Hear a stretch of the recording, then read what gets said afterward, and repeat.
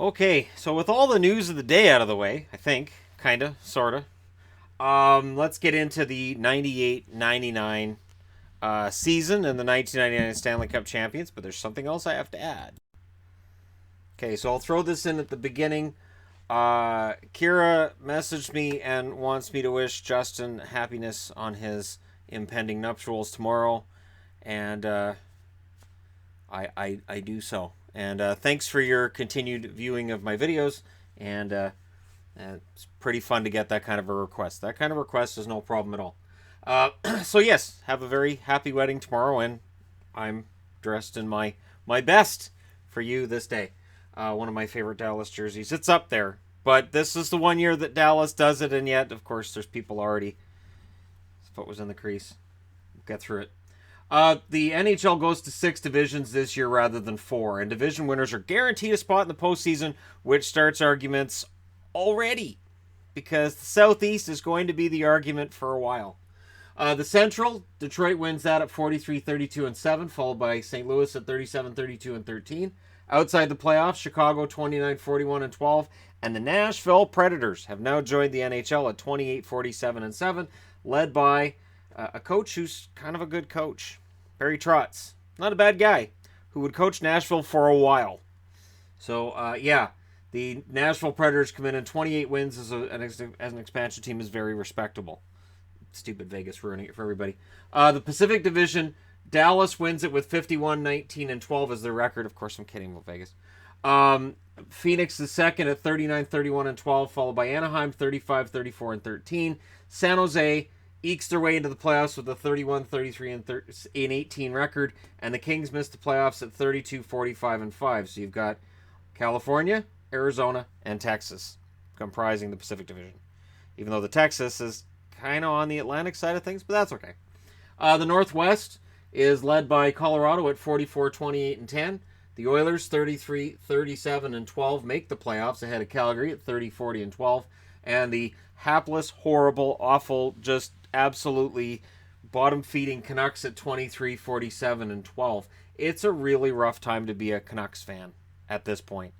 This was one of the worst seasons I've ever experienced. And we'll get into why, but number 11. The Hart Trophy goes to Jaromir Jagr. The Calder goes to Chris Drury. The Norris goes to Al McInnes. The Vezina goes to Dominik Hasek. The Lady Byng goes to the retiring Wayne Gretzky. John Cullen wins the Masterton Trophy. Jiri Lehtinen wins the Selke Trophy for these guys. The Adams goes to Jacques Martin of the Ottawa Senators. The Clancy goes to Rob Ray of the Buffalo Sabres. The Jennings goes to Belfour and Roman Turek. The Art Ross goes to Jagr. The Conn Smythe goes to Joe Nieuwendyk of these guys. The number 1 pick is Patrick Stefan, who would play his entire career with Atlanta, minus some games with Dallas, where he manages to miss an empty net, which is really important to Dallas fans. And 455 games played, 64 goals, 124 assists, 188 points for Stefan. So Patrick Stefan, not a glorious career, but he plays almost 500 games, so there are worst flops. There are. And the 1999 draft class, outside of the Sedins, was seen as kind of being not great right from the outset. The Northeast Division, Ottawa wins that with a record of 44-23-15. Toronto is back, and they're back because they got themselves a pretty damn fine goalie. They're 45-30-7, followed by Boston 39-30-13, and Buffalo 37-28-17. The Montreal Canadiens missed the playoffs again. So the once proud Montreal Canadiens out at 32-39-11. The Atlantic, New Jersey wins that division at 47-24-11, followed by Philly at 37-26-19. Pittsburgh 38-30-14, followed by the Rangers at 33-38-11, who missed the playoffs with Gretzky. So adding Gretzky to the Rangers didn't help them, and it certainly didn't help him. The Islanders 24-48-10 is their record, as the Islanders languish in Milbury Land. The Southeast Division, as mentioned, controversial in that they're all considered very mediocre teams. Carolina 34-30-18.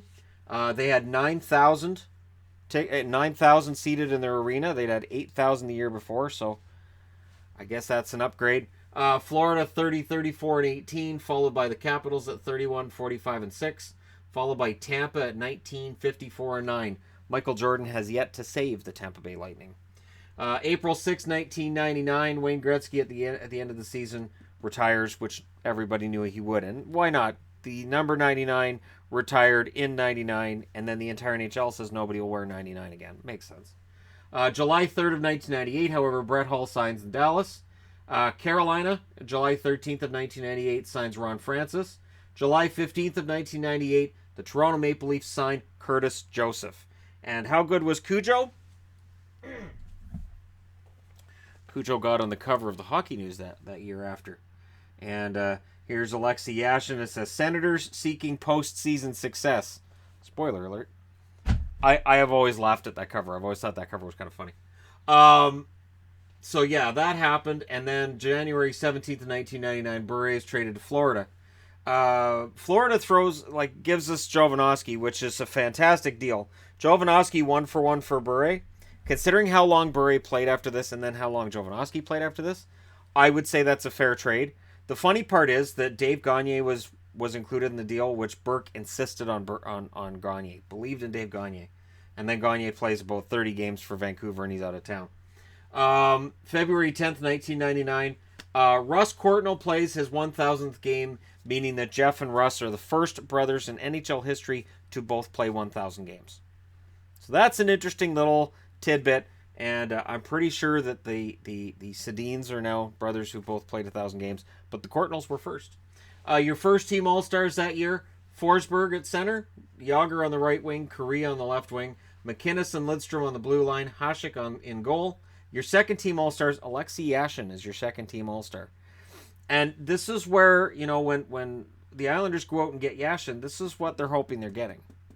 Is this second team All-Star. Yashin was an excellent player in his prime. It's just we all remember all of the other drama that happened after. Solani and Leclerc are the wingers on the second team.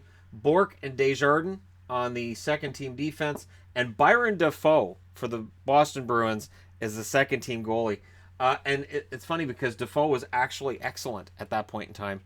And it's a weird time for goalies. I'm just going to put it that way.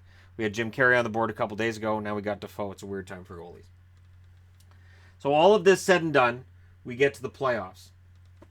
Conference quarterfinals, Pittsburgh pulls off a huge upset over New Jersey. So never count out the Pittsburgh Penguins, even if Lemieux isn't on the team. They win that one in 7. Buffalo sweeps the Ottawa Senators. So the Senators are in first. Here's Buffalo down here, and it doesn't matter. Ottawa blows it in the playoffs in 4 straight. And boy, I tell you, that's when Yashin's dislike among Ottawa fans really started to roll. Boston beats Carolina in 6, which adds to the narrative that the Southeast Division isn't any good. And immediately the outcry with this new playoff format was not every division winner should be guaranteed a playoff spot. If they're not as good as 8 teams from here, they shouldn't be guaranteed a playoff spot. Not only that, but it's a number 3 playoff spot. So they're number 3 and Boston's number 6, even though Boston has more points. So some controversy with that. Toronto wins in the first round against Philly. So as I've said in previous videos, Toronto has had some solid runs since 67. It's easy to forget them. It's easy to forget them because they haven't won a cup since 67. Out west, Dallas, once they see Edmonton, it's over. They win it in 4.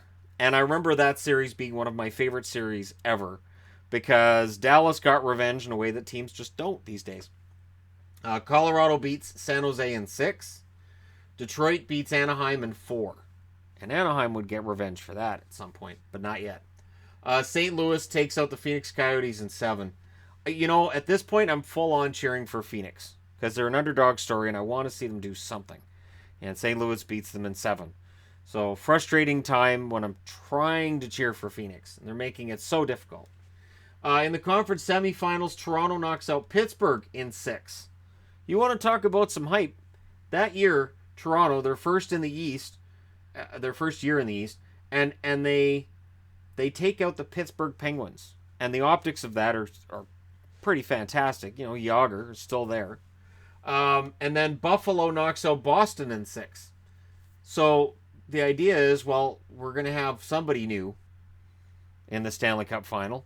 Toronto, with home ice, had to feel pretty good about themselves. Had to feel pretty good about their chances of getting into a Stanley Cup final for the first time in a while. Out west, Dallas knocks out St. Louis in 6. So St. Louis's inability to really get a playoff run going continues. And Colorado, in another really highly contentious series, takes out Detroit in 6. So Patrick Roy, who that spring became the first goalie to appear in 100 playoff games in his career, he is a winner again. And he takes out the Detroit Red Wings, for which, as a Dallas Stars fan, I say thank you. Because Dallas can't beat Detroit. In the conference finals, the Toronto Dream turns into a nightmare pretty quick because of a guy named Hasek, who helps the Buffalo Sabres take Toronto out in 5. Buffalo had a very solid team at this point. Their scoring depth wasn't stellar, but they had enough that they were able to win these games as long as Hasek was Hasek. And Dallas, in a thrilling 7-game series, knocked out Colorado, which I didn't see that one coming. That's one of those times where, as a hockey fan, I'm like, well, at least my team went this far. They're not going to win it. And then beat Colorado in 7. All the way along, of course, there's the skate in the crease, right? And there's Don Cherry saying, if there's a game-winning goal in a Stanley Cup and there's a skate in the crease, they're not going to call the goal back. And he says it more than once. And in the Stanley Cup final, it's a shame. This was a great finals, and that's what it's remembered for. Buffalo beats Dallas in overtime in Game 1. So they take a 1-0 series lead in Dallas. Dallas comes back and wins 4-2 to tie the series, and then wins in Buffalo 2-1 to take a 2-1 series lead. Buffalo wins 2-1 in Game 4. Dallas beats Buffalo 2-0 in Game 5. So very tight checking, close series. And Dallas is kind of beating Buffalo at the trap game. And yet, Hasek really hasn't broken. Hasek has not broken. But then again, neither is this Belfour guy. Ed Belfour was kind of in a zone that spring. So it was a fantastic goaltending matchup in the finals. That Game 6, where Dallas wins it in Buffalo, the controversy takes place in the 3rd overtime. And I remember I was DJing that night. What's funny about that is that I was DJing and I was supposed to start at, I think it was 7:30. Well, of course, the game's still on. And the game didn't end until I think it was almost 10:30 my time. And then you have the Stanley Cup celebration. Well, I can't start playing music in the bar until the game's off. So by the time I started, it was about an hour before I was going to be done, and I still got paid the same amount of money. So essentially, I got paid to watch Dallas win the Stanley Cup. And when Dallas wins it, I am the only person in the bar who cheers. I had all my Dallas gear on. I was all ready to go. This is at a time where I don't have every team in the league. I don't have a ton of jerseys. But I did have Dallas, and I was all geared up for the night. Your goals leader for the playoffs is Joe Nieuwendyk, who does win the Conn Smythe that year. Not Modano, although Modano had 18 assists to lead the playoffs. Peter Forsberg leads in points for the playoffs with 24. Dallas didn't have a single player with more than 1 point per game in the playoffs, which shows just how low scoring these playoffs were. Your wins leader, Eddie the Eagle with 16, Dominik Hasek with 13. So it is a nice long run for Dallas to their first and as yet only. And I don't look at Dallas right now and say they're a Stanley Cup contender either, but who knows, maybe. Gosh darn it. I don't see Dallas winning a Stanley Cup anytime soon. But it was a nice feeling. It was a nice night. And for anybody who says, was it a legal goal? Well, they changed the rules so it would be a legal goal. It was a stupid rule in the first place. That being said, the NHL's explanation for why that goal counted, it worked for me, but I totally understand why other people say it doesn't work and that's not right and that's not the way they were calling it all year. And it was just as controversial then as the goalie interference rule is now. So I'm not going to try to sway anybody or anything. But Dallas, I was very proud of them that night, and I'm still proud of them now. Great team, fantastic run. Once in a lifetime, literally, because it's the only time they've won a Stanley Cup in their franchise's history, going back to 1967. So there you go. Let me know your thoughts in the comment section below, as always. Don't forget to hit like and subscribe if you're browsing your way through. You just happened upon this video. And thank you so much for watching. Once again, Justin, and have fun getting married tomorrow. I'll talk to you guys again later.